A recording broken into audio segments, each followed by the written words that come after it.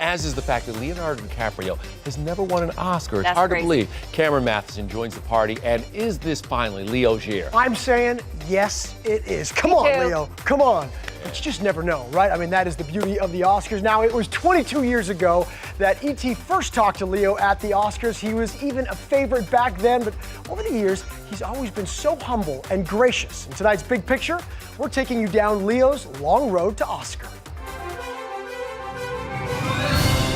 Everybody says it's your year, you know. Do they? Yes, they say it's your year this year. Well, the good thing about that is you have absolutely no control.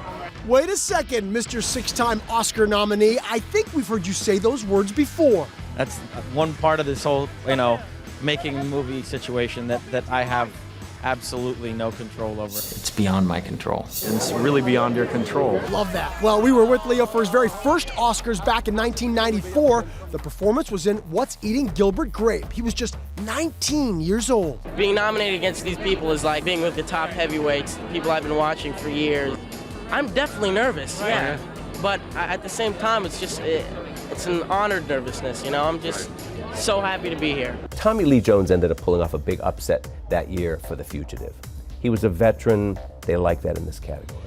Leo waited 11 years for his next nod. 2005, The Aviator. The actor was so excited. The Oscars was the first time he ever walked a red carpet with then-girlfriend Gisele Bündchen. I got my mom and my girlfriend with me rooting for me tonight, so I got a good support system. A lot of weeks leading up to this. Certainly, a lot of years leading up to this moment.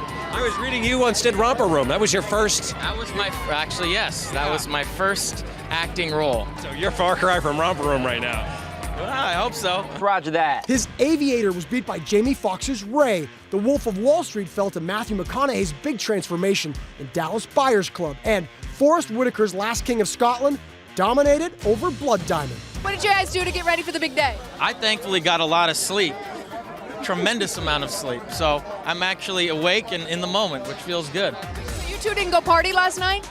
We did, but got home early. What is Hollywood early? I'm not sure.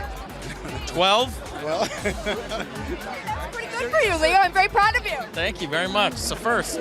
Leo hasn't won in the past because he suffers from what experts call slap the stud syndrome. It's as if the old men in the Academy say, look, kid, you got the looks, you got the money, you got the chicks. Here's one thing you can't have.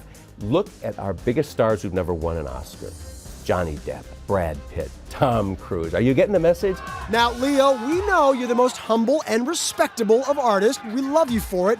But this gifable moment is what we want to see you do when you finally hold Oscar's gold. You do these films, you put so much energy, so much thought into it, and to have your peers sort of recognize that and say, okay, you're worthy of being nominated is fantastic. I'd be lying if I said it wouldn't be.